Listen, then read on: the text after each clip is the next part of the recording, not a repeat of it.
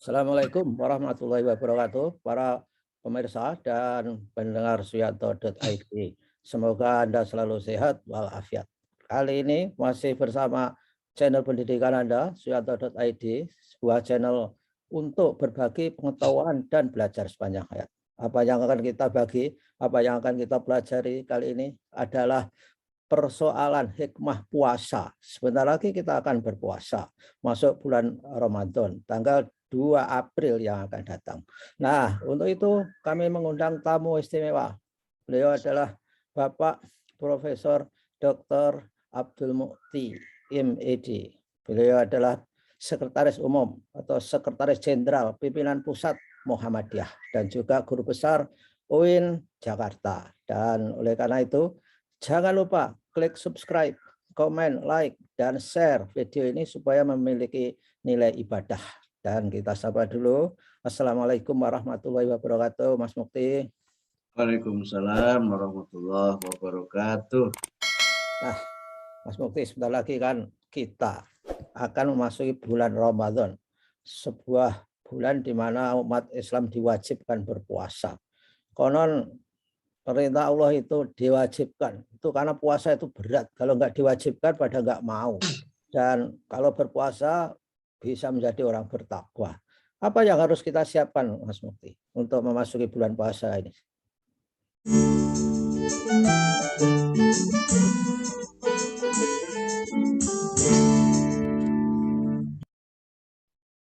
Yang pertama ya kesiapan mental spiritual, Pak Yanto. Mental spiritual itu yang pertama kalau dari sisi teologi ya kita menyiapkan iman kita untuk berpuasa. Kemudian mentalnya, kita ini kan sudah terbayang bahwa nanti selama puasa itu tidak makan, tidak minum, dan meninggalkan perbuatan yang bisa mengurangi atau bahkan mungkin membatalkan puasa kita itu. Itu kan sesuatu yang berat.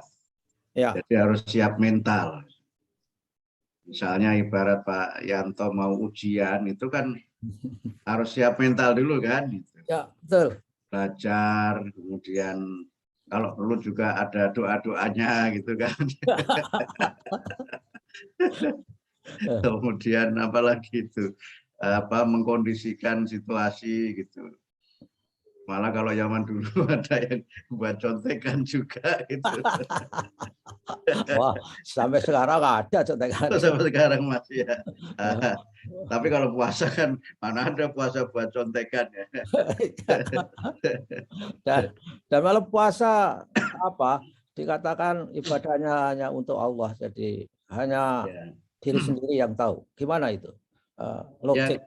Ya kembali yang pertama tadi Pak Yanto, karena mungkin memang puasa itu akan dirasa berat, maka di situ ada dua frasa penting di dalam ayat yang oleh sebagian besar ulama dijadikan sebagai landasan untuk kita ini berpuasa. Pertama dimulai dari ya ayyuhalladzina amanu.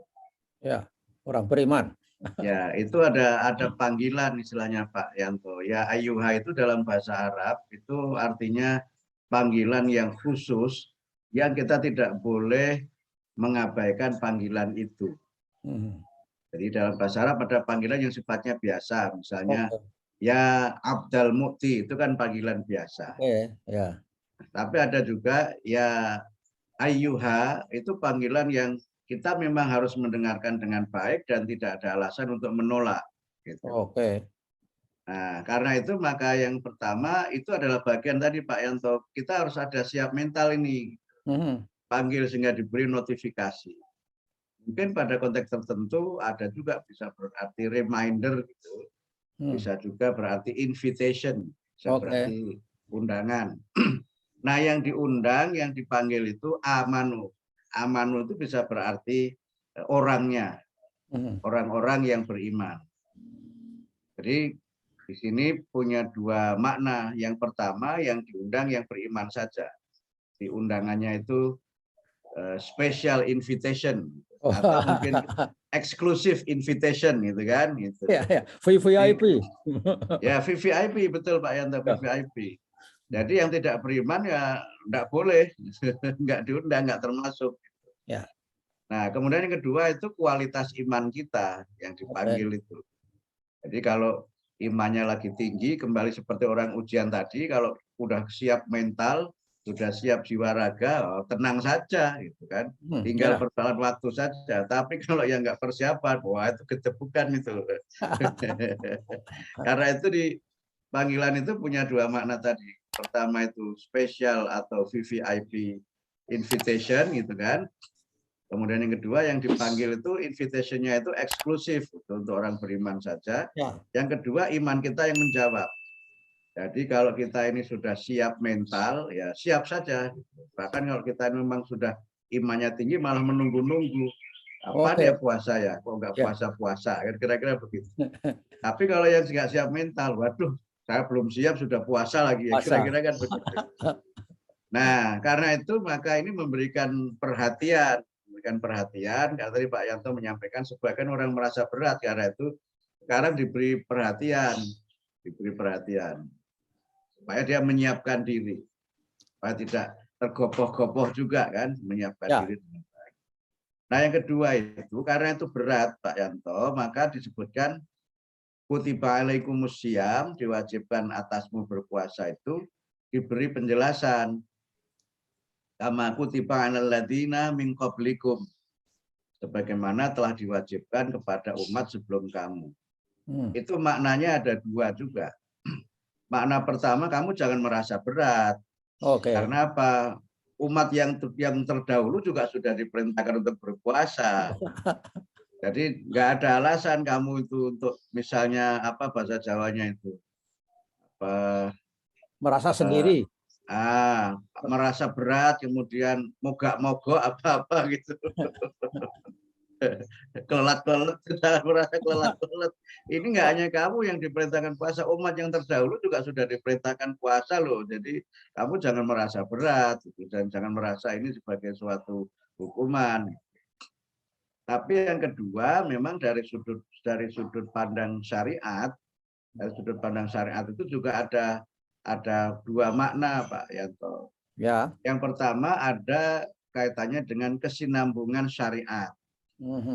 Kesinambungan syariat itu artinya syariat yang diwahyukan kepada Nabi Muhammad itu bagiannya itu juga sudah disyariatkan kepada umat sebelum Nabi Muhammad, dan syariat itu disyariatkan kembali. Oke. Syariatkan kembali. Karena ada syariat yang terdahulu yang tidak disyariatkan kembali, ada syariat yang disyariatkan kembali. Jadi ditiru Twitter Mas, retweet. Oh gitu ya, ya retweet betul, di retweet. Di retweet gitu ya betul. Nah, kemudian yang kedua memang kenapa disyariatkan kembali? Itu karena memang ibadah puasa yang terdahulu oleh umat yang terdahulu itu tidak dilaksanakan sebagaimana mestinya. Oke. Kalau kita membaca di dalam beberapa kitab tafsir, jadi agak serius ya ada tafsirnya ya.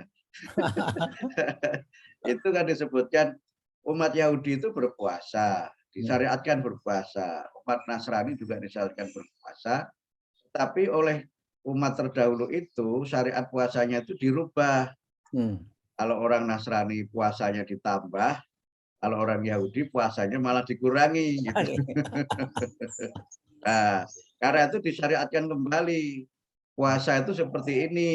Yang terdahulu itu diluruskan, tasdik ya diluruskan. Ya. Jadi misalnya haji, itu kan umat terdahulu juga haji Pak Yanto. Oke. Tapi haji yang terdahulu itu diselewengkan oleh umat-umat sebelum Nabi Muhammad. Misalnya kalau umat sebelum Nabi Muhammad itu kalau tawaf Pak Yanto itu tidak berbusana. Oh wow. Alasannya apa? Kami ini menunjukkan diri kami dengan tidak berbusana itu sebagai orang yang hina. Dan kami menghinakan diri sehingga karena itu maka Allah akan mengabulkan doa orang yang beribadah dengan dalam keadaan yang terhina. Padahal kan tidak boleh, beribadah itu untuk memuliakan manusia, bukan untuk menghinakan manusia. Oke. Karena itu haji itu disyariatkan kembali. tetapi dengan tata cara yang berbeda, Hmm. dan tata cara yang baru sesuai dengan syariat Nabi Muhammad. Karena itu persiapannya memang harus persiapan mental, persiapan iman, juga persiapan ilmu. Persiapan Oke. ilmu juga penting Pak Yanto. Karena Ya. ibadah itu kan sebagainya ada hal-hal yang berkaitan dengan kaifiyat Hmm. atau tata cara. Mana yang membatalkan puasa, mana yang tidak membatalkan puasa, gitu kan. Mana yang tidak batal tetapi tidak utama, gitu. Ya. Istilahnya makruh, gitu kan. Ya. Termasuk boleh, Atau, okay, maaf Mas, termasuk boleh berilmu untuk memilih-milih menu mana yang baik untuk berpuasa gitu oh termasuk. iya, iya, betul. Ya. Itu kalau menunya karbo semua, wah berat. Cepat lapar, cepat kenyang dan cepat lapar, gitu kan. Jadi itu termasuk di situ beribadah itu juga harus dengan ilmu.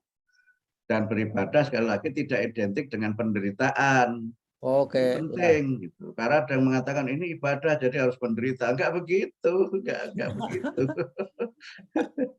Justru beribadah itu harus gembira, jangan merasa menderita dengan beribadah itu. Itu Pak Ya. ya. Ya. Kalau perintahnya supaya jadi orang bertakwa, otomatis nggak Mas? Orang puasa mesti bertakwa. Oh enggak, itu seperti orang pendidikan. Nah, Karena itu dimulai dengan lafaz la'alla. La'alla itu dalam bahasa Arab namanya istirja Pak ya. Itu artinya itu semoga, iya, iya, iya. semoga dengan harapan. Kalau ini dikaitkan dengan orang belajar, itu disebut sebagai learning goal atau learning objective. Oke. Jadi supaya kamu menjadi orang yang bertakwa. Kan di dalam belajar itu kita menyebutkan ya, setelah mempelajari materi ini Anda akan bla bla bla bla bla. Itu kan Ya. learning objective kan. Ini juga begitu, setelah kamu berpuasa, kamu akan menjadi orang yang bertakwa. Sehingga itu memberikan kita sekali lagi kan, kalau tadi di awal itu dipanggil, Hmm. maka sekarang diberikan orientasinya gitu. Panggilan ini supaya kamu jadi takwa, sehingga semua yang kita lakukan itu adalah dalam rangka kita menjadi bertakwa, sehingga ada, kalau tadi ada learning apa readiness gitu kan, ya ayyuhalladzina amanu kan learning readiness gitu, Hah? kesiapan belajar. Sekarang kita menyebutnya dengan learning orientation, nah, gitu kan, Oke. orientasi belajarnya. Jadi ada objektif itu, learning objektif ya. Ada, Oke. kalau yang dulu ada teotik ya, sekarang kan nggak pakai itu lagi kan. Ya, Tapi sekarang mungkin ya, sekarang ada capaian pembelajaran menurut kurikulum Merdeka. nah, tetapi nanti takwanya siapa itu nanti dijelaskan di ayat yang lain. Ya. Makanya kalau mempelajari Al-Quran itu harus utuh, jangan Oke. sepotong-sepotong, nanti nggak ngerti. Nah, seperti orang belajar juga Pak Yanto, belajar itu kan nah, seperti slogannya Pak Yanto ini, belajar sepanjang hayat kan.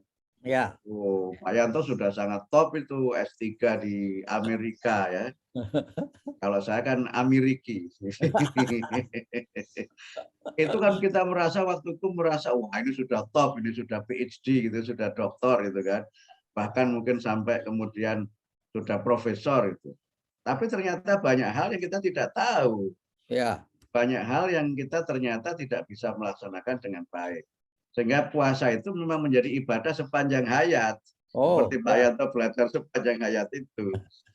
Karena itu seorang ulama itu menyebut puasa itu adalah ibadah pendidikan, ibadah tarbiyah, ibadah Ya. pendidikan yang tahapan-tahapan kita puasa itu dia sebut sebagai madrasatun lit taqwa Hmm. atau sekolah untuk Sekolah. kita ini menjadi takwa. Oh. Nah, seperti orang sekolah kan ada jenjang Bustanul Atfal kan, tingkat ya kan, kemudian ada SD, SMP, SMA, kemudian jenjang yang perguruan tinggi, itu beda-beda puasanya. Ya. Nah, karena itu nanti sebagaimana orang belajar juga sama-sama lulus SD, tapi ada yang lulusnya mumtaz ya, sempurna, cum Wah. laude gitu. Atau kalau istilah di Amerika mungkin apa ya, high distinction kira-kira Ya. begitu ya. Ya. Ada yang lulusnya itu distinction, ada yang lulusnya kredit gitu kan. Lulusnya hanya sekedar lulus saja gitu. Nah sama kita puasa juga begitu. Ada yang nanti lulusnya itu mumtaz gitu ya, terpuji gitu kan, cum Ya. laude gitu. Ada yang sangat baik, ada yang cukup. Atau ada yang lulus dengan syafaat gitu. Lulusnya karena ditolong gurunya gitu. Ya, ya, ya, ya. Saya hampir Gitu. ngomong itu tadi. Ditolong gurunya gitu. Nah, Mas, apa predator perilaku orang berpuasa supaya kita bisa menghindar supaya ada lulus mumtaz itu tadi? Apa? Yang pertama tentu secara syariat kita laksanakan sesuai dengan kaifiat ya, tata caranya itu. Ya. Kita penuhi semua tuntunannya. Kalau kita diperintahkan sahur, ya kita sahur. Kan itu bagian dari kita selain persiapan juga persiapan mental, juga persiapan fisik kan. Ya. Kita sahur. Karena itu maka diperintahkan itu. Kalau dulu saya di kampung itu kalau lagi baca tarhim, nggak tahu di Madiun ada enggak ya? Ah, enggak. Itu kan ada tasaharu ya, bersahurlah Ya. kamu, fa inna fis sahuri barokah. Karena sesungguhnya di dalam sahur itu ada berkah gitu. Jadi sahur saja sudah ibadah itu Pak Yanto, karena kita diperintahkan. Nah, yang kedua ya kita melaksanakan ibadah itu dengan tidak makan dan tidak minum. Oke. Nah, itu jelas ya, itu kan syariatnya. Kemudian berbuka iftar. Nah, itu ada tuntunannya juga. Kalau sahur itu diakhirkan, jangan sahur di awal-awal. Oh, ya. Jam 12 kok sudah sahur. Nanti kan durasi tidak makannya menjadi panjang. Ya. Wah. Makanya disunahkan sahur itu di akhir. Nah, kemudian berbukanya itu cepat.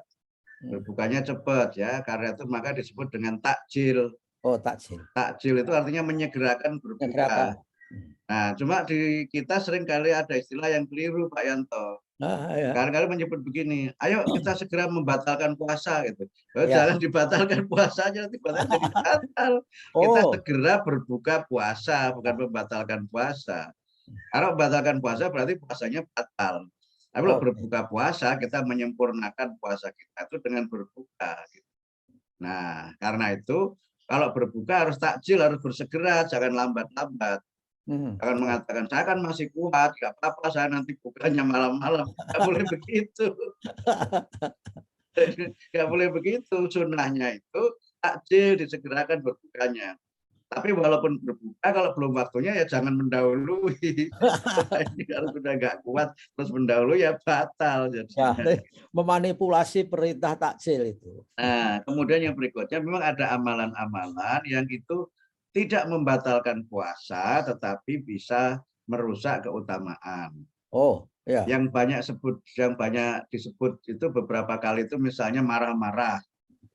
Marah-marah itu nggak batal puasa kita Pak Yanto, tapi Oke. tidak sempurna. Ya. Tapi tidak sempurna. Atau misalnya menggunjing gitu kan. Itu Ya. menggunjing itu bahkan sampai ada hadisnya itu. Jadi apa namanya malam yatak kolazur itu wal amala bihi, barang siapa yang dia itu tidak meninggalkan berkata yang tidak berguna. Kata yang tidak berguna itu penjelasannya ada 3. Yang pertama, berkata yang itu tidak ada manfaatnya. Ya. Ya, ini tidak kata-kata yang kotor, tidak juga kata-kata yang istilahnya menggunjing orang, tapi nggak ada manfaatnya. Nah, misalnya puasa tapi ngobrol melulu, nah, misalnya Ya. itu kan itu termasuk dalam qaul zur gitu. Yang kedua itu tentu saja berkata yang kotor ya, berkata Ya. yang kotor, berkata-kata yang Rofas. rofas, betul Pak Yanto ya. Ya. Kemudian yang ketiga itu menggunjing orang. Menggunjing itu kan tidak rofas, katanya menggunjing itu kan nggak boleh. Nah, karena itu maka di dalam hadis malam yata qaulazur wal amala bihi gitu. Kemudian apa di kelanjutannya? Falaisa lillahi hajatun fi ayata atau amahu wa syarabahu.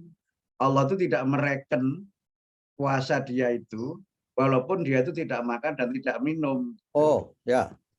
Tidak direken puasanya. Jadi Ya.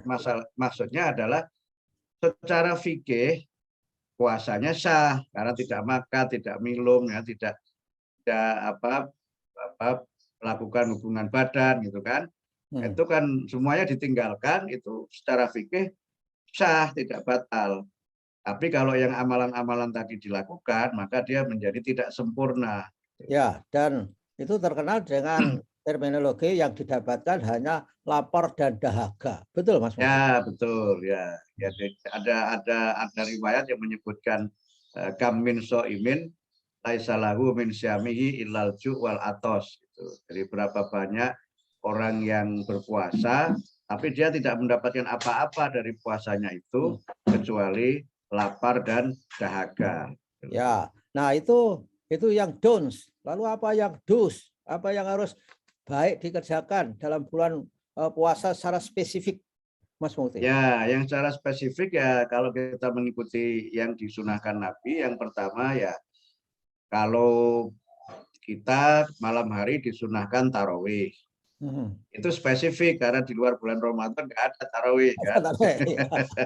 Nggak ada tarawih. Jadi istilahnya kalau kita ikuti teori marketing itu special offer, kira-kira ya, begitu. Ya. Ini special offer ini. Kalau Ya. di luar Ramadan nggak ada ini, kan gitu kan Pak Yanto. Ya. Karena itu special offer maka don't miss it. Nah, kira-kira begitu kan. Don't miss it itu. Jangan sampai terlewat. Gitu. Nah, kemudian yang berikutnya tadarus ya.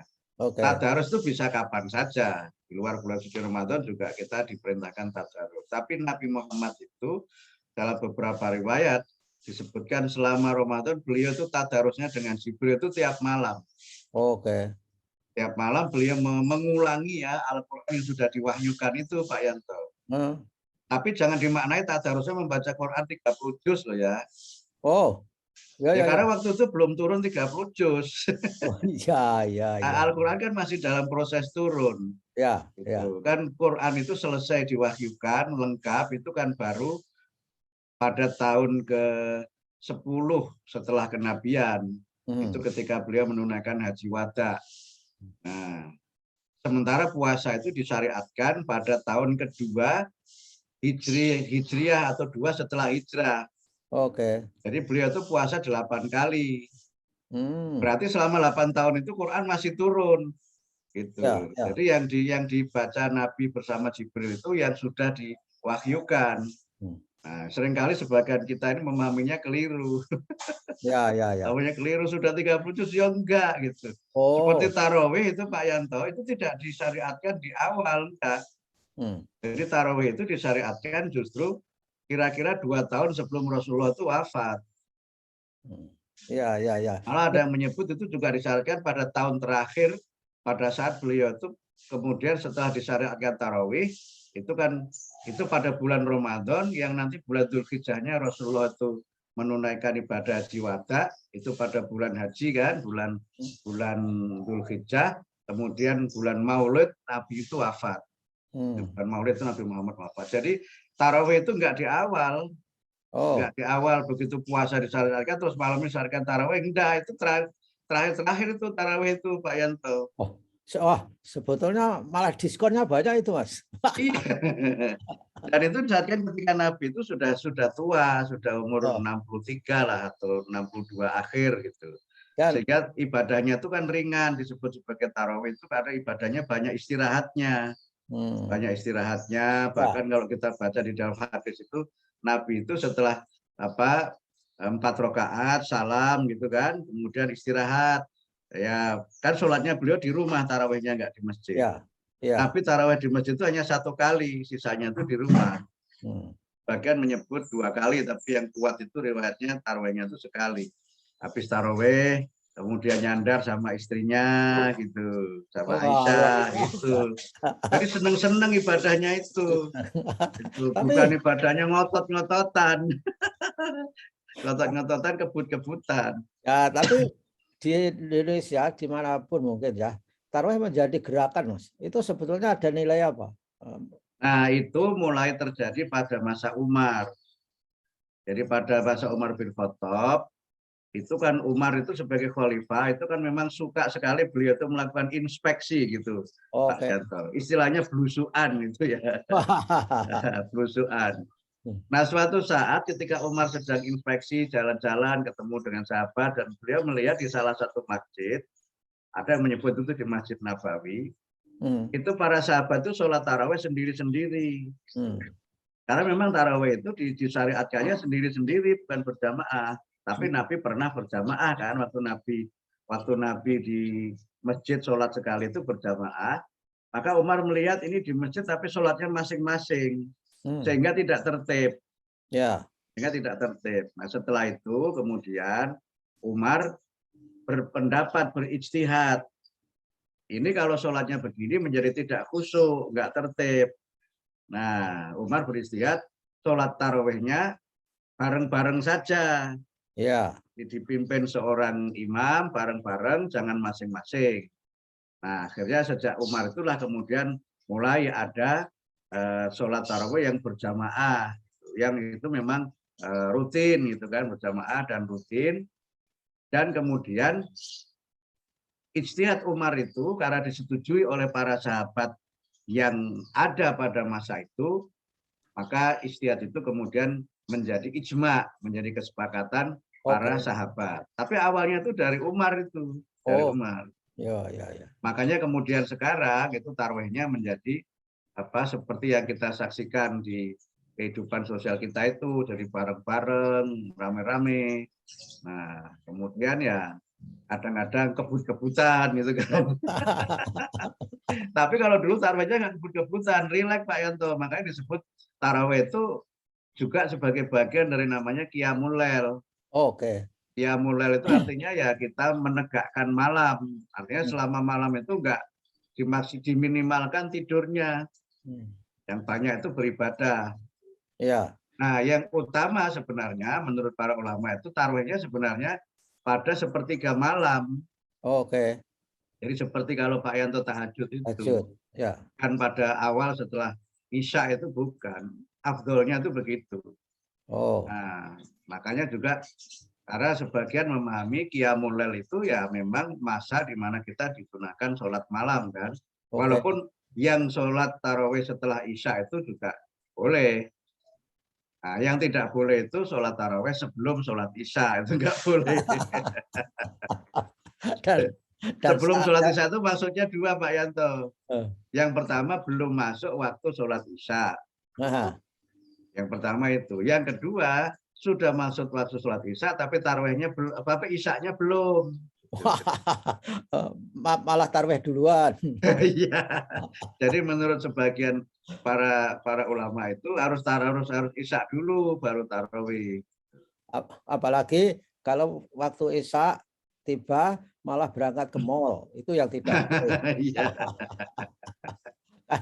Mas, saya penasaran yang tadarus tadi, Mas. Saya juga termasuk yang salah paham kali ya mengenai target 30 juz tadi. Saya juga punya cita-cita wade wancus seperti itu. Bagus Pak Yanto.